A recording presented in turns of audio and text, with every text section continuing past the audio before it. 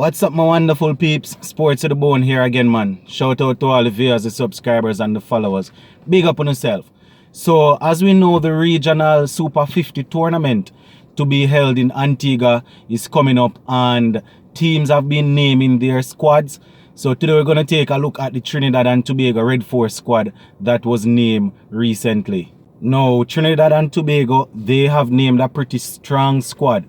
People that would have represented West Indies at the highest level, people that would have played a lot of franchise cricket around the world.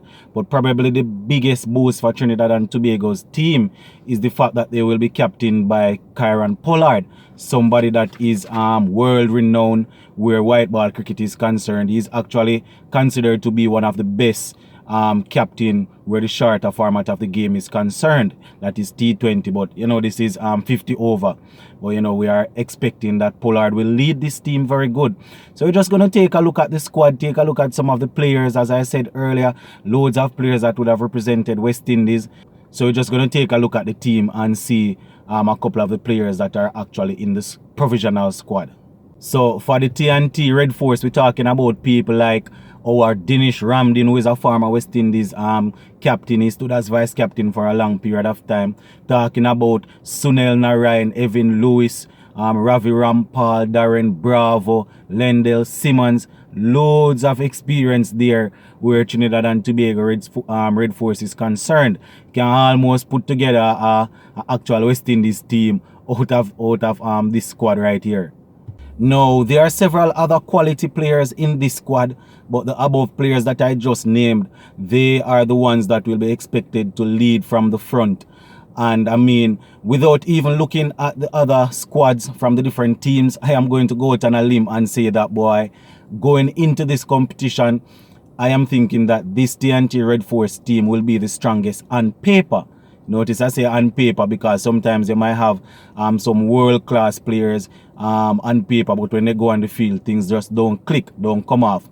But without even taking a look at the other squads, you know, I am willing to go out on a limb and say probably this is going to be the strongest team going into the competition. And even though most of the other teams wouldn't have released their squad as yet, I am aware of the different players within the region and the countries that they are from, or the islands that they are from. So I know, I have a basic idea of how strong those teams will be when they name their squads. But going into this competition, just looking at this Red Force squad, provisional squad, I am thinking that this team is very, very strong on paper.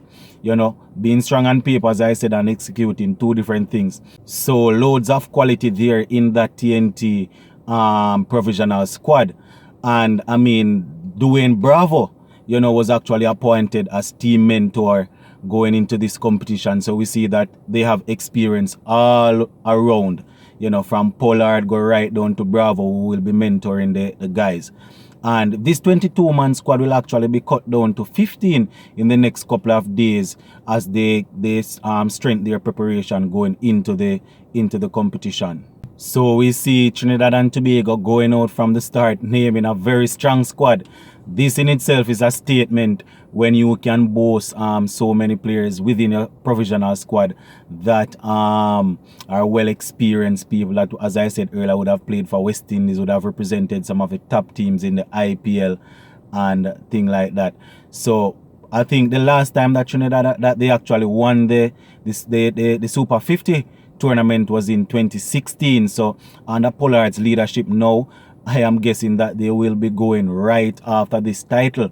And, you know, the core of the team will be those players that I just named. We're talking about your Sunil Narayan, your Darren Bravo, your Kieran Pollard, your Lendell Simmons, your Evan Lewis. So all of these guys that I mentioned just now, you know, will be leading TNT from the front, trying to get them over the line where this title is concerned. Now, you will notice that I only called a couple of the players that were named in the squad. I am going to leave the rest of names down in the description below so you can take a look at the squad in its entirety, you know, so you can have a fair idea of how strong this team is. I am also going to try and get my hands on the squads for the other teams. I think Jamaica named their squad yesterday. I haven't heard from Guyana and Barbados as yet. But as soon as I get my hands on those, I'm going to, take a look at them so we can compare and sort of see on paper how strong these teams look going into this competition. Because we are the ones that are always saying, boy, we need better regional competition. We need competition that will develop the players. So Trinidad name a strong squad. So hopefully the other teams will be able to find players that will be able to compete, and not just players where they will be steamrolled and things like that. So let me know down in the comment section what you think about this TNT provisional squad.